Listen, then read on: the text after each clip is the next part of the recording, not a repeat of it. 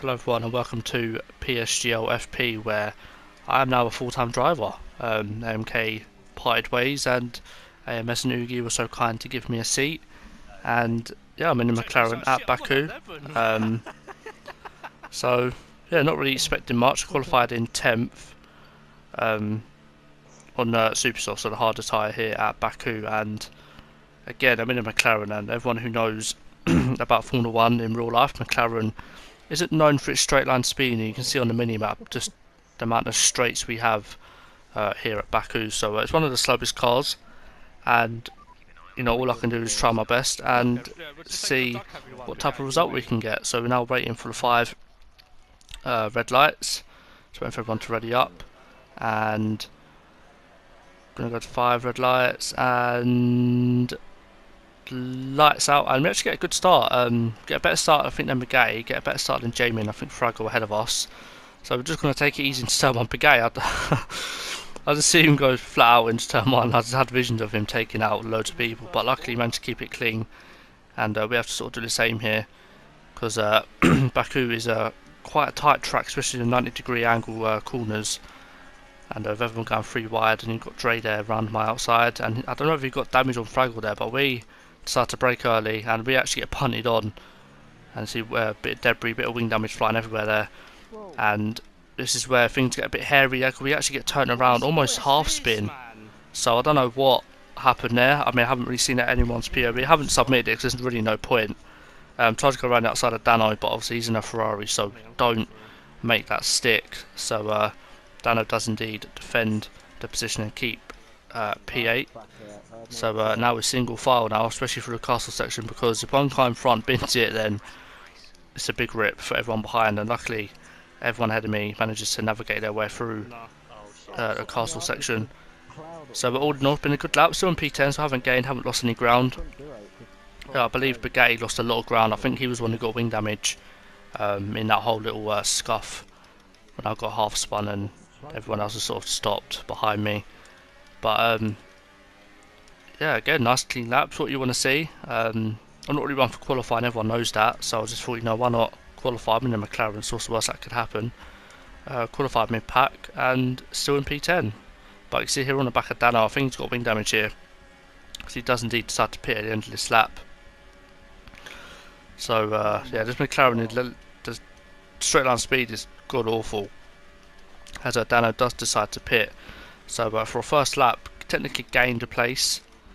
So again, not too bad indeed. So now we can look to the guys ahead who are on the soft and the super softs, and I'm going to skip ahead now to where Greeny actually let me go. I don't know whether he had wing damage or not. I haven't talked to him since this race, so I don't know whether he must have had wing damage to just pull over and let me go there. So fair play to him for letting me go. And yeah, up into P7 now. We've got Dre ahead on the super softs as well, so let's see if we can catch him and end the next lap. We're going to get the slipstream and try and go for a move on Dre, but again, this McLaren is so awful on the straights. I can only hope that I can make the move and see we're gaining on Dre. He's going to be tight. I was going to turn 1. Dre gives me all the space in the world, to be fair, so fair play to him. I tried to give him space on the outside just in case he tried to hang it around there, and he doesn't go for the move and stays behind for now anyway, and that's us now up into P5, and on the end of that lap, got to go onto the back of AMS. So although I'm in the McLaren, the pace is very strong. I believe I was running 1-2 wings, so I had to compensate for the straight line speed. But you can see here up against the sail, but I just can't get the legs in him, so I just had to brake early. But AMS broke early, we're going to go around his outside, and to be fair to him, he did leave me the space, so fair play to him. I wasn't intending to go around his outside, but he gave me the space, and you can see there around the outside again into turn 2. And that is move done on AMS. Now up ahead we're fighting the guys now who started on the ultra soft, so their tyres are starting to go off hugely at this point. So I knew at this point I had to push on and catch the guys ahead, because I know Joel, he was on supers as well, so my main aim was to catch up to him. So you can see we're now going on to lap 12. Everyone in front of us, I believe Joel and Tom and everyone else pit, but I believe Joel picked up wing damage, hence why he lost a bit of time compared to me. So we're going to come out, I think, in net P3, I believe. So we come out in the net P3. So Tom and Warren have to pit ahead of us, and everyone else behind. Yeah, it's not really a problem. So yeah, we're going to move on to lap 13 now, and Warren, who opted for another set of ultra softs, them tyres have gone off completely now. So we're going to catch him. You can see through the fast left-right sequence. Warren is going to pit, so he takes the inside. I'll take the outside, and that is easy as they come in terms of moves. And that is now us up into a net P2. All that's left now is for Tom to pit. And you can see on lap 16, so a couple laps after Warren pit, Tom decides to pit from them super softs, and I think he puts on another set of supers or set of ultras. So that's now us up into P1. So we're doing a very good job here in the McLaren, of course, one of the slowest cars this week at Baku. And yeah, now I'm going to skip ahead to I believe where I was lapping Juhofin, and at the time it kind of annoyed me, but looking back on it, it wasn't really nothing bad. So Juhofin goes deep, expecting me to go for the move, but he thought I was going to dive down his inside, but I don't. I'm just not that type of guy. And I did indeed lose like, I think like half a second to Abiodun, but we've got like a 9.5 second lead at this point.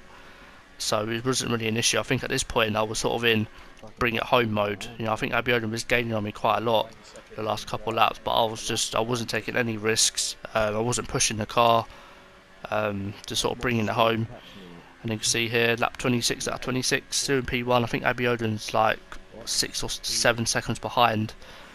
So we're going to come home, and as a first race as a full-time driver, getting a first win of the season. So I do believe now that I'm in P9 in the standings. So it's going to be a tough fast to get into that top 5, but I believe I can do it with the pace I have shown the last couple of weeks.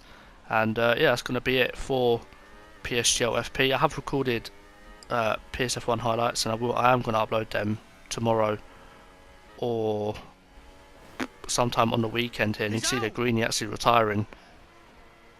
So yeah, obviously Greeny with wing damage there, not being able to navigate through the fast left right. It's unfortunate for him because he was on for a good result. And Dre and AMS is going to go to line. AMS is going to get it. So fair play to AMS and Dre as well for getting a good result. And Racer actually getting in the points there for. You can see me. You can see me in the actual lobby, just saying Racer P9 because he didn't give up. I believe he had like multiple wing changes and still managed to get points. So fair play to him. And yeah, that's going to be it. And I'll see you guys for PSF1 highlights maybe tomorrow before round 2 at Germany. So yeah, I'll see you guys then. Thank you for watching. Goodbye.